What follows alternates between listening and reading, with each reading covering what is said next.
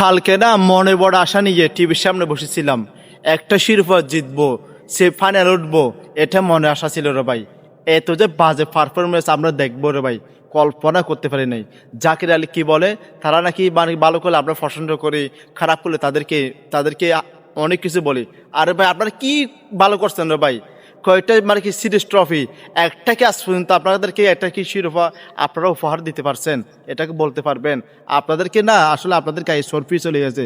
আপনাদের শটগুলি দেখে না ভাই, এগুলো হচ্ছে আমাদের ফারাইট ক্রিকেট খেলা। এগুলো হচ্ছে কি আমরা মানে কি যেগুলো জানি আমরা ক্রিকেট জানি না, এগুলো এরকম শট আমরা খেলতে পারি। একটা ভালো মোর পরিমাণ একটা ছক্কা মারতে পারেন না কালকে? এটা কি খেলছেন আপনারা? আপনাদেরকে এই উত্তর কোরিয়া সরকারের মতো এতে গায়ে সরফি আছে, সরফিগুলো কমাতে হবে, কৃষি কাম সহ মাটি কাটা সহ আপনাদের দিয়ে করাতে হবে। এটা হচ্ছে আপনাদের উচিত শাস্তি হবে। আপনারা ভালো খেলেন, দেশের থেকে ভালো খেলেন, ভালো খেলে তারপর আপনি কী করে ফ্রান্সে যেগুলো খেলে তাদের সেখানে খেলে কিছু টাকা উপার্জন করে আপনাদের স্বার্থ। এখানে আমাদের দেশের জনগণ আপনার ক্রিকেট দল কিছু আমাদেরকে করতে এনে দিতে পারেন এক কথাই। আপনাদেরকে আসলে কি বলবো, আপনারা হচ্ছে আপনাদের বাংলাদেশ ক্রিকেট দলটা আহমক দল।